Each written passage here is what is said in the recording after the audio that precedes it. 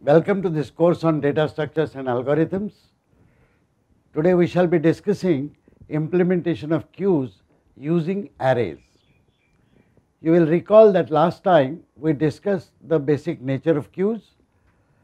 In order to implement queues, we will use an array with fixed size to illustrate the formation of the queue, insertion and removal of the elements, etc.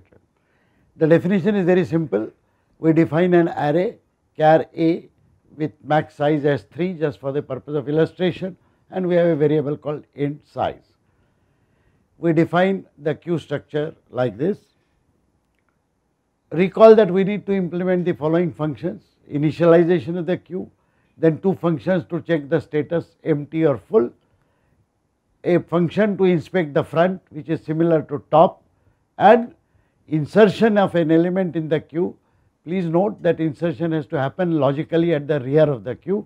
However, we do not really count rear, as we shall see, and the main function front, which is similar to the pop. This is what will give us the element at the beginning of the queue or front of the queue.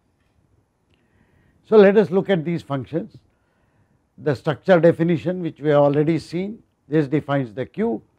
The initialization of queue is very simple. I set the queue size to 0. Now comes the two status reporting functions, whether the queue is empty or whether the queue is full. Again, very simple. I just check the size. If it is 0, it is empty. If it is already equal to max size, it is full. Next comes the returning of the front element. So I want to examine what is the front element. I want to inspect the front element. Assume that queue has only one element f. It will look like this. Size value will be pointing to actually the next element of the array, which is first element. The 0th element will contain f, which already exists as one element. Clearly, this is the front of the queue as well. Now, if queue is empty, I return false, else I put into the element the value of a, which is size minus 1, that means this. So this is how it will return the front of the element to me for inspection. Please note that the inspect front function does not change the status of the queue nor the contents of the queue. We will now look at how an element is inserted in the queue. The function bool queue insert, as in the past cases, will return a boolean value whether the operation was successful or not, but the element to be inserted is given as this char element.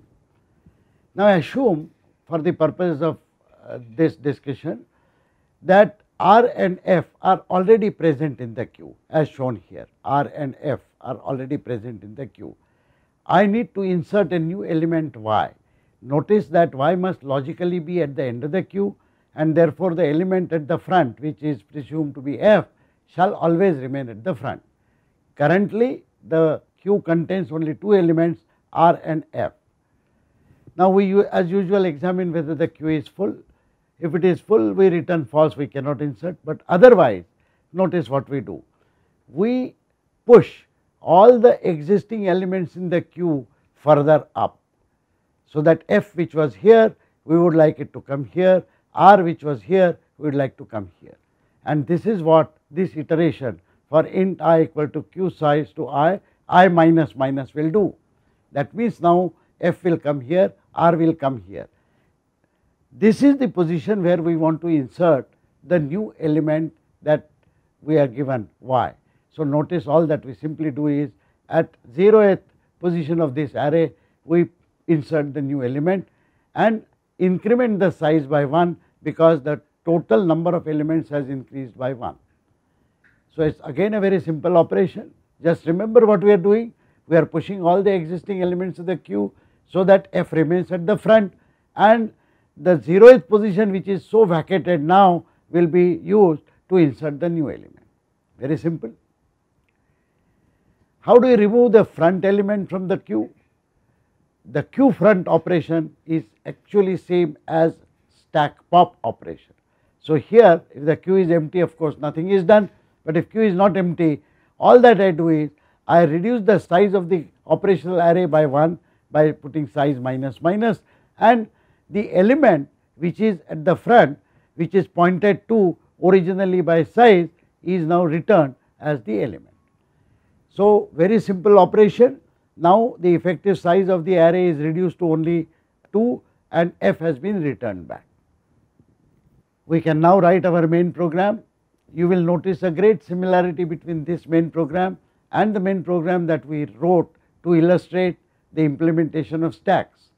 We define a variable q1 as q, we define an element char, we initialize the q, we confirm notionally that it is not empty. Of course, it will not be empty at the beginning. Next, we insert one element f.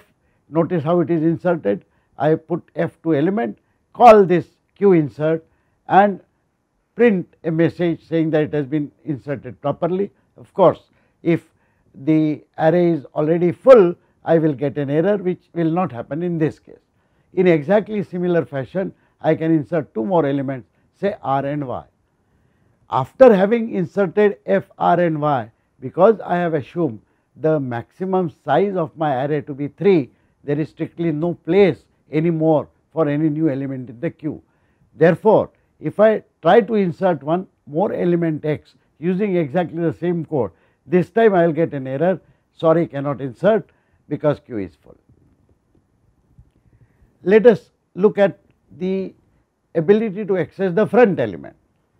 If q inspect front is true, that means there is indeed an element, it will be returned to me in the value of element which I can print.